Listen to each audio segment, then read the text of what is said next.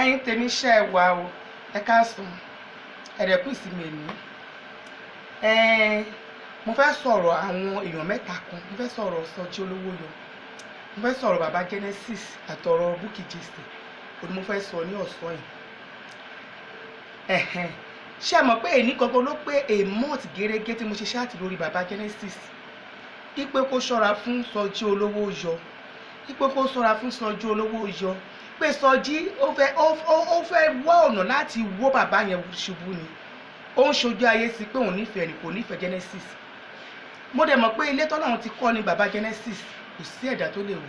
Ṣùgbọ́n bàbá yóò wọ́n ṣe bí ìpọ́n gbọ́rọ̀ yẹn. Mo dẹ̀ mọ̀ pé èmi ní kọ́kọ́ náà máa sọ àwọn èèyàn tí wọ́n ti sọ fún bàbá yẹn pé ẹ̀dẹ̀ ìlẹ́yìn Sọjí. Sọjí ò ṣe tí èèyàn súnmọ́. Sọjí Olówóyọ kì í ṣe ẹni tí èèyàn súnmọ́ láyé àti lọ́run. Okay now, nígbà tí ìwọ Sọjí tó gbé bàbá Genesis, bàbá Jesse, bàbá Bukky Jesse, bàbá tó ti kú sọ́run, bàbá tó ti kú sí ọ̀run, tó bẹ̀rẹ̀ sí ní ṣépè fún bàbá yẹn Sọjí, ọjọ́ ẹ̀ ò lè dalẹ̀. Sọjí tí wọn náà ní bàbá ẹ, tí ẹni bàbá ò bá ti ẹ̀ ká ẹ, ṣé ojú ọ̀sọ̀nà fún ẹ pé tó bá ti kú ó ti kú, kò ò nídìí láti máa bu mọ́. Ó di ẹ̀rántí pé kì í ṣe Bukky Jesse nìkan ni bàbá yìí bí, ó bí ọmọ rẹpẹtẹ. Kí ló dé tó fi ń ṣe báyìí Sọjí? Ṣé kó lè sọ pé ọmọọ̀rọ̀ sọ ni ló fi ń ṣe gbogbo nǹkan tó ń ṣe yìí? Kọ́ ni àwọn ọmọ yìí máa mọ̀rọ̀ sọ o, ọ̀rọ̀ ọdún lẹ́nu ẹ o, ò mọ̀rọ̀ sọ rárá o. Èpè àti ẹ̀gún òun ló ń gbé sórí ara ẹ̀ tó mú. Mo mọ̀rọ̀ sọ, ó mọ̀rọ̀ sọ. Orí burúkú àti òṣì àti òfò òun ló ń wà sílé ayé ara ẹ̀ àtayé àwọn ẹbí ẹ̀. Torí tí gbogbo nǹkan ni ó lè bú anybody, but kí ló dé òkú ẹni tó ti kú ó wá ní òkú bàbá yẹn ráre? Ṣé o rántí pé àwọn ọ̀làjẹ́ wọn ń sin òkú wọn síta kí ṣe pé òkú bàbá yẹn ráre? Níbi tí ọ̀rọ̀ yìí tí mo fẹ́ mọ ìjìnlẹ̀ dé ṣàmọ̀, àwọn olùṣọ́ ti máa mọ bí gbogbo ẹ̀ ṣe ń lọ. Nígbà tí mo lọ ṣọ́ọ̀ṣì lé ni mo lọ bọ́ olùṣọ́ mi. Mo béèrè bàbá Genesis, mo ní bàbá Jesse yẹn báwo ni wọ́n ó ní bàbá gidi ni o, kò sọ burúkú nípa bàbá Jesse rárá. Ibi tí wọ́n ti wá gbọ́ sítórì tó wá ń sọ nípa bàbá Jesse ní ìmọ̀ ẹ̀, abanijẹ́ ni ẹ́. Bọ́lá ṣe ọjọ́ tí bàbá ẹ̀ bá kú, kí bàbá ẹ̀ tó kú wọ́n fi ṣẹ̀sí kó tó kú lórí ilẹ̀ alààyè. Bàbá tó bí ẹ̀ tó jẹ́, torí pé iṣẹ́ kan náà ni bàbá ẹ̀ àti bàbá Jesse, iṣẹ́ kan náà ni Ọlọ́run gbélé wọn lọ́wọ́. Kí bàbá ẹ̀ tó kú, bàbá ẹ̀ máa ṣẹ̀sí. Ṣùgbọ́n Olówóyọ bàbá ẹ̀ máa ṣẹ̀sí kó tó kú láyé. Ìwọ gan máa múra ẹ̀sí tó máa ṣe, ó máa ṣẹ̀sí. Torí èèyàn kì í fi ẹni tó kú ṣe yẹ̀yẹ́. Kí ni àbá sọ?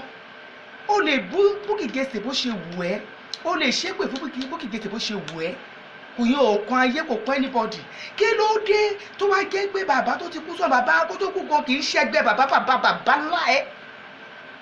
Kí bàbá yẹn tó kú kì í ṣẹ́gbẹ́ bàbá ńlá ẹ̀? Olówóyọ ó wá bẹ̀rẹ̀ sí ní lẹ́nu, wá bẹ̀rẹ̀ sí ní bú bàbá yẹn. Kò sí nǹkan tó fi bàbá yẹn wé. Kí ló ń ṣe, kí ló ń jẹ lọ́wọ́ Sọjí tó fi jólẹ̀? Kí ló ń jẹ lọ́wọ́ Sọjí tó fi jólẹ̀? Ilé ayé yìí ẹsẹ̀ mẹ́fà ni. Àwọn kan mọ̀ sọ pé máa lọ, kò sí kankan tó bá yá tó bá ṣubú wọn padà lẹ́yìn. O ò lè rí èèyàn lẹ́yìn ẹ̀, o ò lè rí èèyàn lẹ́yìn ẹ̀. Kò dẹ̀ ń ṣe ẹjọ́ ẹ̀. Ẹni tó gúnyán fún ẹ tó ní ọbẹ̀ òṣòro ó ní bàbá Genesis. Mo dẹ̀ sọ fún wọn tó pé kán padà lẹ́yìn ẹ̀. Ó ṣàfẹ́ rí pé ó fẹ́ dé orí Facebook rú, orí pé ó fẹ́ dé orí Facebook, ó fẹ́ dàrú. Bàbá Genesis ẹbí mi sọ fún lọ́jọ́ sí pé kẹ́ ẹ má jẹ́ kí ọmọ yìí máa pè yín, kẹ́ ẹ má jẹ́ kí ọmọdé yìí máa pè yín, ẹ Sọjí kó máa pè yín. Ó tẹ̀ tó wá play voice note yín, ẹ tún jọ ń sọ̀rọ̀, ẹ tún sọ̀rọ̀ Bukky Jesse. Kò yẹ kó rí bẹ́ẹ̀. Bàbá Genesis, kò yẹ kó rí bẹ́ẹ̀. Kí ló wà láàrin ẹ̀yin àti Sọjí gan? Tó bá nìkan tó wà láàrin Sọjí, ẹ jẹ́ kí gbogbo àgbọ̀ tó ní ìmọ̀ ìsìlẹ̀pẹ́ ń bẹ̀rù Sọjí. Ìsìlẹ̀pẹ́ ń bẹ̀rù Sọjí. Ta ni Sọjí? Ṣé mo Sọjí lè nu bàtà yín ni? Bàbá Genesis, ṣé Sọjí ó lè nu bàtà ẹsẹ̀ yín? Ibi tẹ́ bá ń dúró sí ṣe Sọjí ní tó bá yẹ pé orí social media.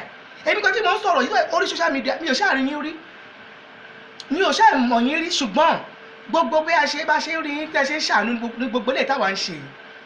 Sọjí ò lè nu bàtà ibi tẹ́ bá dúró sí wọn òbí rẹ̀. Ó máa nàgà báyìí ni. Kí ló wá dé? Tí òjò wá dé lọ́pọ̀ tó sọ gbogbo èèyàn di ẹgbẹ́ ara wọn tó wá di pé ẹ̀tì ẹ̀ wá mọ ẹni tó yẹ kẹ́ máa ta sí mọ́ tó wá jẹ́ pé Sọjí lẹ wá ń ta sí ẹ pé Sọjí máa mú in wọ́lẹ̀ Sọjí máa mú in wọ́lẹ̀ ẹ jọ tó Ọlọ́run ẹ má bínú bàbá Genesis máa òótọ́ tèmi òótọ́ lèmi máa sọ òótọ́ tèmi lèmi máa sọ Sọjí ó máa rí pé òun wọ yín lẹ̀ ó máa rí pé òun wọ yín lẹ̀ kì í ṣe tẹnu o òótọ́ ni mo ń sọ fún yín o kí ló lè pè yín àti Sọjí pọ̀ kí pé Sọjí máa pè yín kí ló kàn yín kí ló kàn yín àti blogger kí ló ṣe yín àti Sọjí ó papọ̀ ni ṣe yín àti Sọjí papọ̀ ni torí kò yé mi inú ń bí mi mo ṣe ń sọ̀rọ̀ yìí because ẹni tí ò wọ́ ti yín tí ò lè nu bàtà yín tó rí pa máa gbé fóònù á máa pè yín ó tẹ̀ tí àwọn ṣe ìbàjẹ́ sí ìsàlẹ̀ ń sìn ni o ta ni ẹ Sọjí ṣé tó pọ̀ wà ń lo ìbò ìwọ olóòórùn ilé kìsà ìta ni ẹ olóòórùn ni ẹ nà án olóòórùn ni ẹ Sọjí ó náwó lọ́wọ́ ata èmi kì í tẹ̀ ṣe pé èmi tí mo wà ní ìjẹ́ tí mo jóbìnrin wà lẹ́tọ̀ọ́ ikọ́ tí mo ti ṣe wọn bí aláyẹ ẹ̀rí kò ṣe orí èburú wọ́n social media wọ́n máa gbogbo ayé wọ́n máa gbogbo èèyàn gbogbo nǹkan tó tẹ̀ dùn mí tí wọ́n pé mi sọ sí ẹ báyìí rí kó tó dùn mí ni pé tí òkú ọ̀run tó lọ ń bù yẹn tí ó mú ọmọ Bukky jáde tó wá bẹ̀rẹ̀ sí ní sọ ẹkún kí ló dé táwọn èèyàn ṣe burú báyìí Bukky Jesse bẹ̀rẹ̀ sí ní sọ ẹkún kì í ṣe pé èébò ló fẹ́ bú Bukky ẹ ó ọ́gí o eléyìí wá ń ṣá o kò nọ́kọ́ o kò nọ́mọ o ni ò ń ṣe èébú mọ́ lọ́dọ̀ tèmi lọ́dún gbogbo èèyàn kò ní ò ń ṣe èébú mọ́ ikọ̀ tó fi bú tó ń dùn tó fi ké ni pé bàbá ẹ̀ tó bú ọmọ àlè náà bú bàbá ẹ̀ tí ò ní ké bàbá ẹ̀ tó bú ló dùn èébú ló wà lẹ́nu ẹ̀ aṣẹ́wó ni Bukky Jesse o alágbèrè ni o kọ̀rọ́kọ́ o and so what ṣé o ṣe ẹ̀rẹ́ni tí ò lọ́kọ rí ni àbò ṣe ẹ̀rẹ́ni tí ò bímọ rí Ọlọ́run dẹ̀ fún lọ́mọ kì í ṣàgàn ó wá náà ń sunkún o kíní kan o kán wọ ọyàn ẹ o ó gbé síbí sọyàn kò ní dáa fún ẹ Sọjí pẹ̀lú nǹkan tó ń ṣe yẹn pẹ̀lú bó ṣe ń fi àwọn obìnrin wọ́lẹ̀ lórí Facebook yìí ìwọ gan o ìyàwó ẹ wọ́n máa fi ìyàwó ẹ wọ́lẹ̀ wọ́n máa fa àwọn ọmọ ẹ wọ́lẹ̀ ìwọ gan máa fi ẹ wọ́lẹ̀ pẹ̀lú bó ṣe wọ́n sí Facebook yìí pé àwọn obìnrin àwọn èèyàn gidi ló fẹ́ máa fi wọ́lẹ̀ bọ́bọ́ ìmọ̀mọ́ àti ẹ̀pọ̀ èèyàn gidi tẹ́lẹ̀ tẹ́gbó bó ṣe máa ń gbé kéèsì àwọn pastors wà èmi àti ẹ̀mọ́ kò sí iṣu ẹ̀ tẹ́mi ò kí ń láì kí ń gbà yẹn bí ìmọ̀ gbọ́dọ̀ burúkú báyìí ni ẹ̀ bàbá Genesis ẹ̀yìn náà tún wá lọ ń pè é nǹkan tó bí mi inú jù tó jọ mí lójú jù nìyẹn ṣé máa ní ẹ̀mọ́ Sọjí ni ẹ̀ tún wá ń pẹ́ jọjọ́ ń rojọ́ no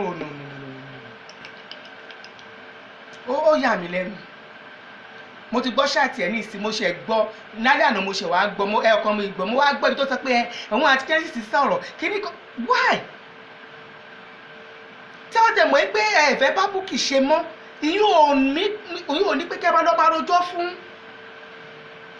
ọ̀tá ẹ̀ ó dẹ̀ ń ṣojú yìí ó dẹ̀ ń bú òkú ọ̀hún tí ẹ̀ bá tiẹ̀ lè dá sí pé ó ń bú anybody tí bàbá tó bú yẹn bàbá tó ti kú sọ́run yẹn ó yẹ kẹ́ lè bọ́ta bí ẹ máa fọlọ́run bẹ́ẹ̀ ni bí ẹ máa fi orí bàbá yín àti ìyá yín bẹ́ẹ̀ ni pé kó jọ kó yé dárúkọ yín sọ nǹkan kan mọ́ pé kó jọ Mr. Sọjí please ẹ má dárúkọ mi sí nǹkan kan mọ́ lórí social media yìí iṣẹ́ tí mo gbé dání kì í ṣe blogger iṣẹ́ Ọlọ́run ni mo gbé dání ó yàtọ̀ síṣẹ́ tí yín ẹ jọ torí Ọlọ́run tí ẹ máa bẹ gidi tí gbogbo ayé máa gbọ́ ẹ kọ ẹ má dáhùn nǹkan tẹ́ máa fi dáhùn ni pé ẹ ti wá jọjọ́ ń pera yín ẹ jọjọ́ ń pera yín ó ní agbára ó kódà àjọ tí ó yà mí lẹ́nu gan mi mọ̀ pé bàbá Genesis ti mọ̀ pé ẹ lè ṣerú kan báyìí nìyẹn tẹ́ ẹ mọ̀ yóò ti jọ Sọjí jẹ́ ẹ ń ṣàlejò social media yìí náà ẹ mọ̀ ojú tí Sọjí máa ń fa àwọn èèyàn pa ipò máa láìkì láti máa mú àwọn èèyàn tó wá sókè kan wálé èmi ò dẹ̀ mọ̀ pé Sọjí ò lè gun òkè yẹn tó jẹ́ pé gbogbo àwọn tó bá wà lókè ló máa láìkì láti máa fà wálẹ̀ ó tún wá sọ nǹkan kan Sọjí ó ní Bukky a máa sẹ pé my daddy my bàbá mi bá sórí kí ọmọ 20 years kọ́nà gbé iṣẹ́ tí ó gbélé Genesis yẹn lé lọ́wọ́ bàbá ni bàbá la máa pè ó wùgọ́ ìwọ gan kó déwájú Genesis ó lè gbá lọ́wọ́ ó máa tẹríba fún ni ta ni ẹ́ anybody ló lè kódà bàbá màmá sisi á pé Genesis ní bàbá iṣẹ́ tọ́lọ́ kì í ṣe òun là ń pè ní bàbá iṣẹ́ tọ́lọ́ ń gbé lọ́wọ́ là ń pè ní bàbá sórí mọ̀ pé orí ẹ̀ ò ní ọpọlọ tó fi ọ̀rọ̀ tó tẹ sọ ẹ mo ti mọ̀ pé ọpọlọ orí ẹ̀ ó ti yòrò ṣé bàbá òde ẹ̀ rí gbogbo nǹkan tó ń ṣe ìsọjí ṣé bàbá ẹ̀ máa ní òun rí gbogbo nǹkan tó ń ṣe tó bàbá ẹ̀ náà wà lórí Facebook ṣé bàbá ẹ̀ máa rí pé òun rí gbogbo àlà burúkú tó ń dá lórí Facebook tẹ́lẹ̀ tó dùn mí jù nítorí àbọ̀ ní bàbá tó ti kú sóhun tó wá fi ń wọlẹ̀ tó wá ń ṣépè ní bàbá oníbàbá ẹnu ẹ ló máa pa ẹ̀ ó ti fẹ́ lu kó bá rẹ̀ mo lè sọ ní ọjọ́ kan ló ò ní sọ mọ́ ikọ̀ ló máa sọ tó ò ní sọ mí mọ́ kí ló dé ilé ayé yìí ò le bàbá Genesis tẹ́ ẹ̀ bá bọ́ ọ̀tà kẹsẹ̀ wá pariwo lé ọmọkùnrin lórí gbogbo ẹ̀ máa rò gbogbo nǹkan tó ń ṣe yẹn èmi gan máa sọ pé báyà yín lẹ́rùn yes because kò tí ì sọ̀rọ̀ méjì bàbá Genesis pé òun àwọn tí Genesis sọ̀rọ̀ ta ní ẹ̀ náà sọ́jú ta ní ẹ̀ olóòórùn ta ní ẹ̀ ìwọ kan tó dàbí aṣọ ọ̀nù lẹ́yìn tó ti sẹ́ Genesis pé èèyàn gidi olórí burúkú máa ń wéyàn rere kúnra màá lọ́rọ̀ ẹ̀ ìwọ náà dà wọ́n ti sẹ́ Genesis pé èmi máa ti ẹjọ́ sọ̀rọ̀ Genesis pé èmi máa ti ẹjọ́ sọ̀rọ̀ tó gbé ti lọ sí London ẹ máa kọ́ra yín kú èèyàn olóòórùn nìyí àgẹ̀yìn tẹ̀wá London ẹ olóòórùn ni mo kà yín sí ṣíọ olóòórùn ni mo kà yín sí kì í ṣe tẹnu ẹ̀yin olóòórùn rádaràda ẹ̀yin ọmọ tí ẹ̀ ní ẹ̀kọ́ nǹkan tẹ́ lọ ṣe ń lo ìwé ẹ̀ gbájúmọ́ wọ́n ti sọ̀rọ̀ Genesis ló pè mí yìí Genesis sí kiri kan kò yẹ kẹ́ máa bá Sọjí sọ̀rọ̀ ó yẹ kẹ́dà wà láyé tìyẹn ni iṣẹ́ Ọlọ́run gbélé yín lọ́wọ́ ó yẹ kẹ́ wà láyé tí kò yẹ kẹ́ tẹ̀ máa dá sírù kan báyẹn rárá ó dẹ̀ sọ lọ́jọ́ ìsìlẹ̀ pé mo ti mọ nǹkan tó máa èmi dẹ̀ mọ nǹkan tó máa ṣẹlẹ̀ ó mọ̀ ọmọ fẹ́ dráàgì yín ni báyà nǹkan kan ọ̀rọ̀ yín kankan wà ní ọwọ́ ẹ̀ ọ̀rọ̀ Genesis kankan wà lọ́wọ́ Sọjí torí tí ò bá ń ṣe yẹn èmi ò ní rí sí bàbá Genesis èmi ò rí sí tẹ́ máa fi máa pe Sọjí èmi ò tí ì rí tẹ́ máa fi máa pe Sọjí mo fẹ́ mọ̀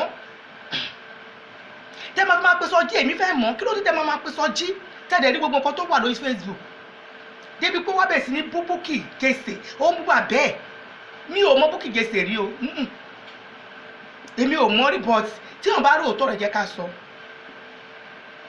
bàbá arúgbó gbàgbé àbáyẹ tó kú ó ti dàgbò ó ti darúgbó tó kú kí wọ́n wá ṣẹnu wọ́lọ́wọ́lọ́ imú ẹ̀ gbòǹgbò la yẹn kó wá máa bú bàbá tó ti dàgbà bàbá arúgbó yẹn kó wá máa bú bàbá tó ti tún wá pò yẹ kó wá pò wà láyé mi ní dá sí orí bàbá yẹn máa dà fún ẹ Sọjí o ò lè bọ́nú ẹ̀ eléyìí tó kó sí ẹnu ó ti fẹnu wá ó ti fi jára wáyé ẹ̀ o ò tí ì mọ̀ báyìí o èmi ni mo sọ fún ẹ ó ti fi ẹnu ó ti fi já ògùn ayé ẹ̀ wálẹ̀ kí ló dé adẹ̀pọ̀ bàbá Genesis ẹ̀jẹ̀ lẹ́yìn ọmọ yìí ẹ tún pò ojoojúmọ́ ó lójoojúmọ́ ló ń bá yín sọ̀rọ̀ ó lójoojúmọ́ ayé ló ń bá yín sọ̀rọ̀ ó wù ṣiṣẹ́ àtìkọ́ tí mo wò lásìsì ó lójoojúmọ́ ayé ló ń bá yín sọ̀rọ̀ why